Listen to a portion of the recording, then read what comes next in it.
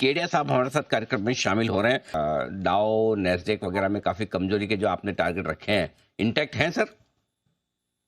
Sir उसके बाद हमने अपडेट्स दिए हैं ट्विटर पे भी, बाकी चैनल्स पे भी, शायद आपसे भी बात हुई है। 21,000 सीधी लकीर में नहीं आने वाला है जी।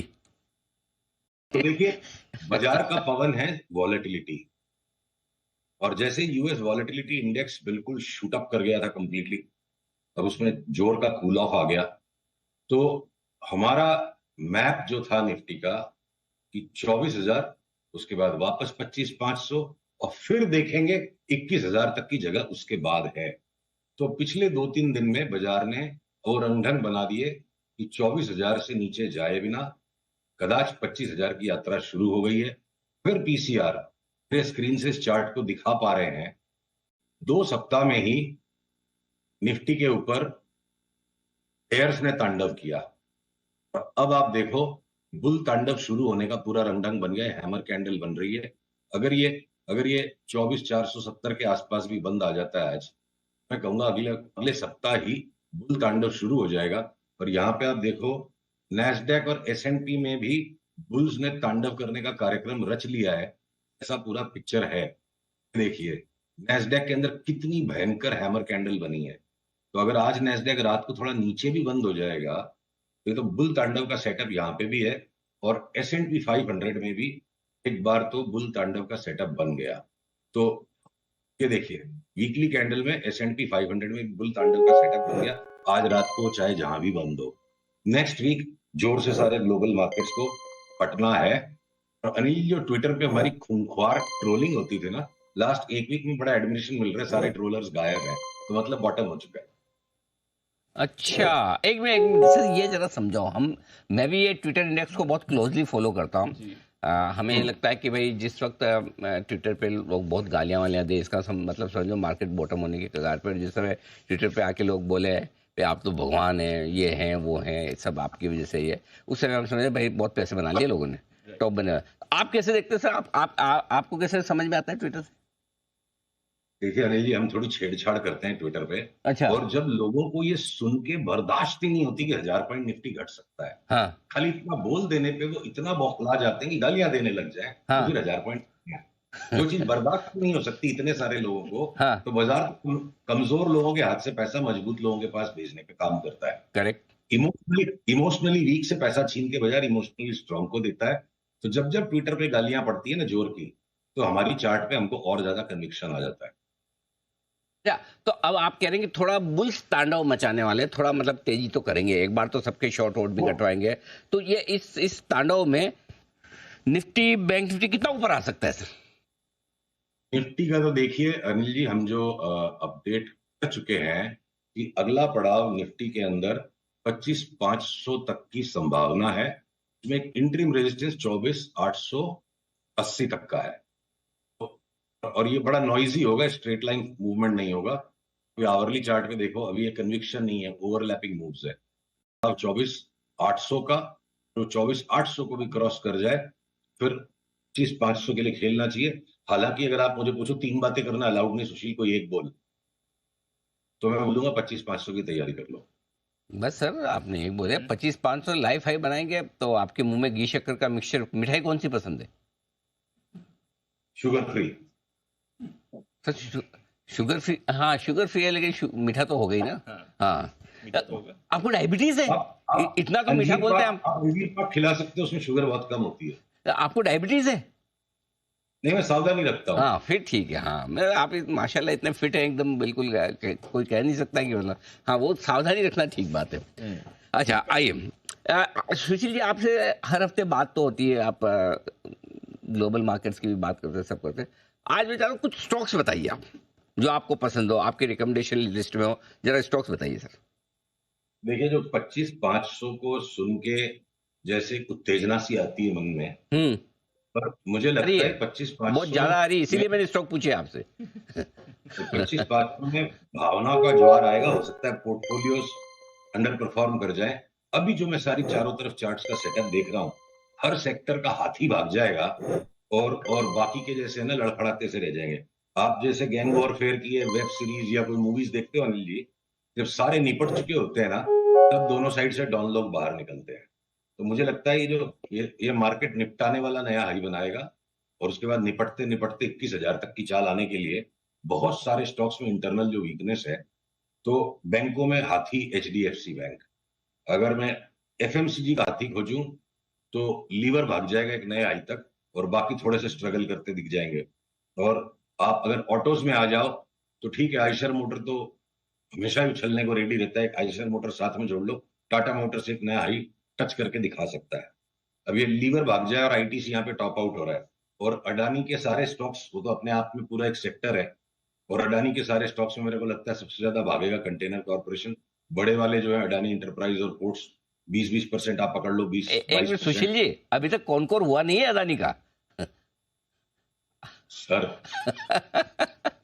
कार्रवाई बाकी है, कार्रवाई बाकी है, ठीक है ना।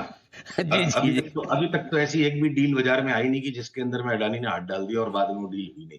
तो हमने उसको अपने अडानी इंडेक्स में स्टॉक को ऑलरेडी डाल दिया, रोंग हो जाएंगे तो रोंग हो जाएंगे। समय से और, आगे चल रहे और हैं केडिया साहब, बिल्कुल। मैं वही सोचा, मैंने कहा अदानी ग्रुप में कौन में, देखो आप एक चीज समझो इसमें, एक चीज अनिल जी, एक ऑब्जर्व बाकी रह करने गया। लायक है सुशील जी, आपने नोटिस हाँ, किया नहीं किया?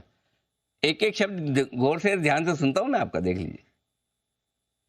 वो आपका बड़पन है अनिल जी, आप सारे सारे ही आपके गेस्ट के साथ बहुत अच्छा कोलैबोरेट करते हो, बहुत पॉजिटिव वाइब्रेशंस होते हैं जी बिजनेस पे। थैंक यू जी। जी आप अदानी की बात कर रहे हैं जी। तो अडानी के सारे स्टॉक्स में मतलब जो थोड़े संदेहास्पद उसके जो दो स्टॉक्स हैं, गुजरात अंबुजा और एसीसी, उस पर हमने अपने क्लाइंट्स को कहा कि भाई जितना जी भर के बाकी सारे स्टॉक्स खरीदने के बाद भी और कहीं से पता नहीं कहीं से पैसा आ जाए तो शायद उसमें ट्राई करूं, उनको हमने छोड़ दिया। और रिलायंस इंडस्ट्रीज 3300-3400 का भाव संभव है 25-500 की में अगर आ जाता है। तो रिलायंस जियो, जिसमें सफिशिएंट डेटा इकट्ठा हो गया, आपको एक बड़ी रोचक चार्ट दिखाता हूँ रिलायंस जियो की। रिलायंस जियो पे बहुत सबके पॉजिटिव हमेशा सेंटीमेंट रहते हैं, पर पर जो है, अ, ये देखिए फ्यूचर्स नहीं, मैं स्टॉक्स में जाता हूँ, एक सेकंड दीजिएगा मुझे। आराम से जी। ये देखिए हम्म। जियो फाइनेंशियल सर्विसेज में, आप ये देखो, जिस दिन ये जियो फाइनेंशियल सर्विसेज की चार्ट ब्रेकआउट दे देगी 343 के ऊपर का, हमारे प्रोजेक्शंस आ रहे हैं सीधे 440 की चाल आनी चाहिए। स्क्रीन में बैठ नहीं रहा, रुको उसको खींच देता हूँ। 440 तक की चाल के लिए हम इसको खेलेंगे, जिस दिन ये 333 के ऊपर, 340-43 के ऊपर निकल गया, तो Reliance industries, Reliance Jio, Hindustan lever, HDFC bank, Tata motors, Eicher और इंटरटेनमेंट और मीडिया के स्टॉक्स में तो अपनी बात हो चुकी, जो जी में आए लेते जाइए। पीवीआर अगला पड़ाव लगता है 1800, और वो भी वहां से करेक्शन देने के बाद, भले ही बाकी बाजार का करेक्शन उसके बाद हो सकता है 2300 भी हो जाए, अभी हम एक बार 1700 1750 पकड़ के चलते हैं।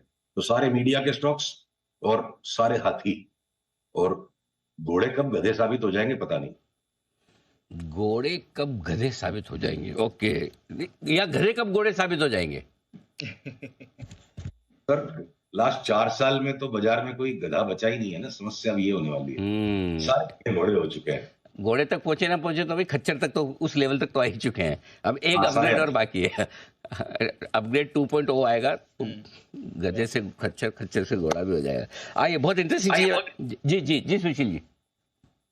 अनिल जी, गोल्ड पर एक छोटा रिविजन मैं जरूरी उसी पे है। आ रहा था, मुझे गोल्ड और क्रूड दोनों पे पूछना है। तो गोल्ड पे भी आपने कहा था कि बड़ी मंदी की बात थी, और दूसरा आपने हाँ, तेल का बोला कि तेल ही निकल जाएगा, तो निकला है, काफी निकला है तेल। तो जरा तेल पे और सोने चांदी पे भी अपनी राय दीजिए। तो देखिए, जो पाताल लोक तक घुस जाएगी वाली बात हो गई थी गोल्ड पे, उसको तो मेरे को रिवाइज करना पड़ेगा। मतलब बाजार का मन बदल जाएगा तो हमें अपना मन बदलना पड़ेगा, हमारी नहीं चल सकती है। तो आपको मैं क्रूड की ये चार्ट दिखाऊं, हमने दूसरे चैनल पर इसको ऑलरेडी डिस्कस कर लिया है। मुझे लगता है कि क्रूड एक बार आखिरी बार जाए 84 तक, ये 84-85 तक, और उसके बाद क्रूड हो सकता है अगले 6 महीने में 50, उसका अगला पड़ाव है 45, और हो सकता है 45 पे भी नहीं रुके। जैसे 2020 में मैंने पब्लिकली ये बात कही थी, इसमें डेयरिंग कुछ नहीं, अपने ईगो को खत्म कर लो, जाट बोलती है वो सुन भी लोगे, बोल भी दोगे, कर भी लोगे।